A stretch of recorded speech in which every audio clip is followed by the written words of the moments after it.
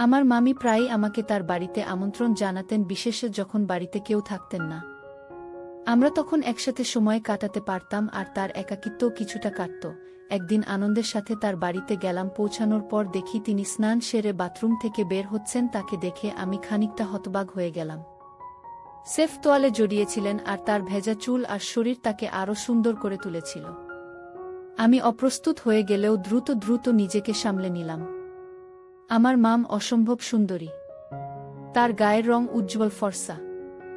আর তিনি ছিলেন একটু স্বাস্থ্যবান, যা তাকে আরও আকর্ষণীয় করত। বয়স ৩০ বছর হলেও তাকে দেখে তা বোঝার উপায় ছিল না। আমি মামকে বললাম যে গ্রীষ্মের ছুটিতে মামার বাড়িতে থাকতে এসেছি। মা বাবা দুজনেই সরকারি চাকরিজীবী হওয়ায় প্রায় কাজের জন্য অন্য শহরে যেতে হতো। এবারও তারা কয়েকদিনের জন্য বাইরে যাচ্ছিলেন এবং আমাকে মামার বাড়িতে রেখে যাওয়াটাই ভালো মনে করেছিলেন। আমার মামা শহরের প্রান্তে একটি পুরনো সুন্দর বাড়িতে থাকতেন। সেই বাড়িতে সময় কাটাতে আমার ভীষণ ভালো লাগত। বাড়িটির পুরনো ধাঁচের কাঠামো ও প্রশস্ততা আমাকে মুগ্ধ করত। এখানে আসার কথা শুনেই আমি খুশি হয়েছিলাম। মামিও ছিলেন দারুণ আন্তরিক। তার সঙ্গে সময় কাটানো সবসময় আনন্দের ছিল। আমার মামা ও মামি আমাকে হাসি মুখে স্বাগত জানালেন। বাবা প্রথমে রাজি ছিলেন না আমাকে এখানে রেখে যাওয়ার ব্যাপারে, কিন্তু মামা মামির অনুরোধে শেষমেশ রাজি হলেন। আমি দারুণ খুশি হয়েছিলাম। মামার বাড়িটি আমার অনেক পুরনো স্মৃতির সাথে জড়িত। সেই স্মৃতিগুলো আবার মনে পড়ায় আমি এক ধরনের মানসিক শান্তি পেতাম। মামার বাড়িতে আমি প্রিয় খাবারগুলো উপভোগ করতাম আর পাশের বাগানে মামার সঙ্গে ক্রিকেট খেলতাম। মামা প্রায় ৪ বছর আগে বিয়ে করেছিলেন। তখন আমার বয়স ছিল। প্রথমবার মামিকে দেখে আমি খুব খুশি হয়েছিলাম। তিনি শুধু সুন্দরী ছিলেন না, তার স্বভাবও ছিল দারুণ মিষ্টি। বিয়ের পর তার ব্যক্তিত্ব আরও আকর্ষণীয় হয়ে উঠেছিল। একদিন মাম আমাকে জিজ্ঞেস করলেন, তুমি কি কলেজে যাচ্ছ না? আমি বললাম, না মাম, সেমিস্টার শেষ, তাই ছুটিতে আছি। মামি হাসি মুখে বললেন, তাহলে বেশ মজা করছো তো। এর কয়েকদিন পর মামা জানালেন তিনি ২ দিনের জন্য শহরের বাইরে যাচ্ছেন। আমাকে বাড়িতে থেকে যেতে বললেন। এতে আমি মামকে আরও ভালোভাবে জানার সুযোগ পেলাম। মামি প্রচুর চা পান করতেন এবং সবসময় খোলা দুধের চা বানাতেন, যা আমিও খুব পছন্দ করতাম। একদিন আমি একটি গেম খেলছিলাম। খেলার মাঝখানে খেয়াল করলাম মামি আমার পাশে বসে খেলা দেখছেন। তার উপস্থিতি আমাকে অবাক করল। সন্ধ্যায় আমরা একসঙ্গে বসে গল্প করলাম। এরপর থেকে আমাদের সম্পর্ক আরও গভীর হল। রাতের খাবারের পর আমি একটি মুভি দেখতে বসি। মামি আমার পাশে এসে বসলেন। আমি তাকে দেখে মুগ্ধ হয়ে রইলাম। মামি মুচকি হেসে বললেন, তুমি কি এভাবে অনেকদিন ধরে কাউকে দেখোনি? আমি বললাম, ঠিকই ধরেছ। মুভি দেখতে দেখতে আমরা অনেক কথা বললাম। মামি আমাকে জীবনের ছোট ছোট আনন্দের মূল্য সম্পর্কে ভাবতে শিখিয়েছিলেন। তার হাসিমাখা মুখ ও আন্তরিকতা আমাকে দারুণভাবে মুগ্ধ করেছিল। আমার মামি সবসময় আমার প্রতি আলাদা এক ধরনের আন্তরিকতা দেখাতেন। তার দৃষ্টিতে যেন ছিল নির্ভেজাল ভালোবাসার একটা ছোঁয়া। বাড়িতে কেউ না থাকলে তিনি প্রায়ই আমাকে আমন্ত্রণ জানাতেন। তার একাকিত্ব কাটানোর জন্য আমাদের এই সময়গুলো ছিল বিশেষ।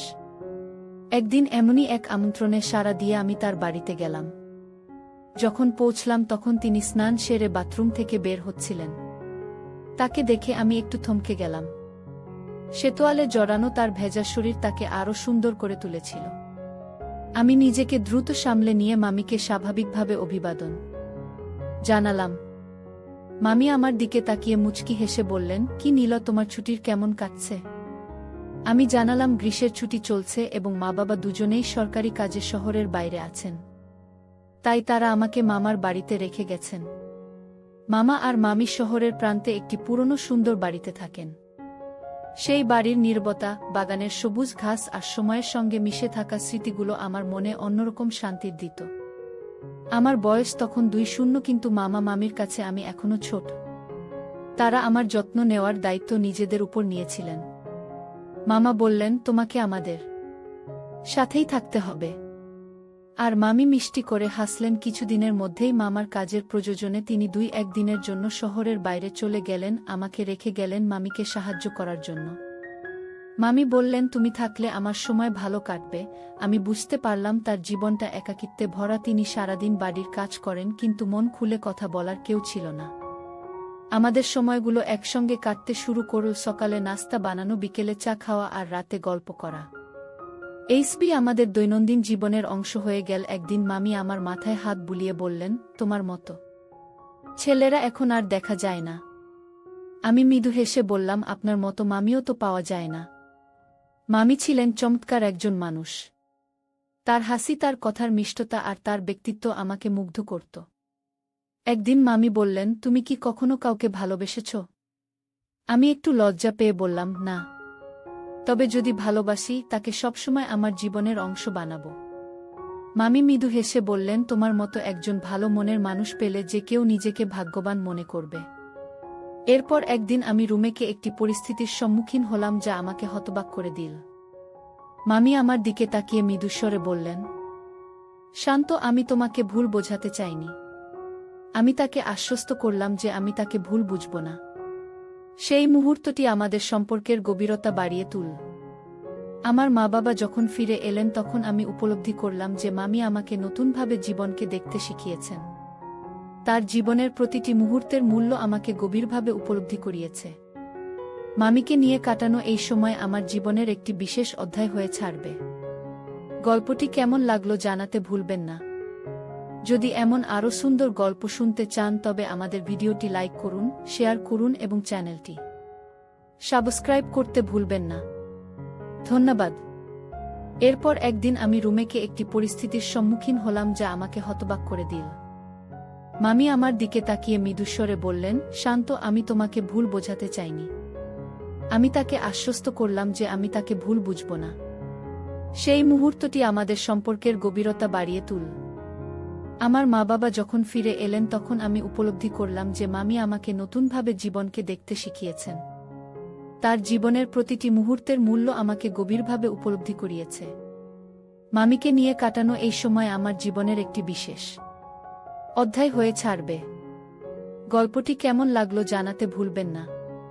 যদি এমন আরও সুন্দর গল্প শুনতে চান, তবে আমাদের ভিডিওটি লাইক করুন, শেয়ার করুন এবং চ্যানেলটি সাবস্ক্রাইব করতে ভুলবেন না। ধন্যবাদ। এরপর একদিন আমি ডুমেকিউকে একটি পরিস্থিতির সম্মুখীন হলাম যা আমাকে হতবাক করে দিল। মামি আমার দিকে তাকিয়ে মৃদুস্বরে বললেন, শান্ত, আমি তোমাকে ভুল বোঝাতে চাইনি। আমি তাকে আশ্বস্ত করলাম যে আমি তাকে ভুল বুঝব না। সেই মুহূর্তটি আমাদের সম্পর্কের গভীরতা বাড়িয়ে তুলল।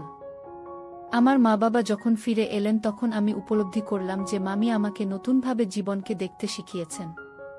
তার জীবনের প্রতিটি মুহূর্তের মূল্য আমাকে গভীরভাবে উপলব্ধি করিয়েছে। মামিকে নিয়ে কাটানো এই সময় আমার জীবনের একটি বিশেষ অধ্যায় হয়ে ছাড়বে। গল্পটি কেমন লাগলো জানাতে ভুলবেন না। যদি এমন আরও সুন্দর গল্প শুনতে চান, তবে আমাদের ভিডিওটি লাইক করুন, শেয়ার করুন এবং চ্যানেলটি সাবস্ক্রাইব করতে ভুলবেন না। ধন্যবাদ। এরপর একদিন আমি রুমেকে একটি পরিস্থিতির সম্মুখীন হলাম যা আমাকে হতবাক করে দিল। মামি আমার দিকে তাকিয়ে মৃদুস্বরে বললেন, শান্ত, আমি তোমাকে ভুল বোঝাতে চাইনি। আমি তাকে আশ্বস্ত করলাম যে আমি তাকে ভুল বুঝব না। সেই মুহূর্তটি আমাদের সম্পর্কের গভীরতা বাড়িয়ে তুলল। আমার মা বাবা যখন ফিরে এলেন, তখন আমি উপলব্ধি করলাম যে মামি আমাকে নতুনভাবে জীবনকে দেখতে শিখিয়েছেন। তার জীবনের প্রতিটি মুহূর্তের মূল্য আমাকে গভীরভাবে উপলব্ধি করিয়েছে। মামিকে নিয়ে কাটানো এই সময় আমার জীবনের একটি বিশেষ অধ্যায় হয়ে ছাড়বে। গল্পটি কেমন লাগলো জানাতে ভুলবেন না। যদি এমন আরও সুন্দর গল্প শুনতে চান, তবে আমাদের ভিডিওটি লাইক করুন, শেয়ার করুন এবং চ্যানেলটি সাবস্ক্রাইব করতে ভুলবেন না। ধন্যবাদ। গল্পটি কেমন লাগলো জানাতে ভুলবেন না। যদি এমন আরও সুন্দর গল্প শুনতে চান, তবে আমাদের ভিডিওটি লাইক করুন, শেয়ার করুন এবং চ্যানেলটি সাবস্ক্রাইব করতে ভুলবেন না। ধন্যবাদ।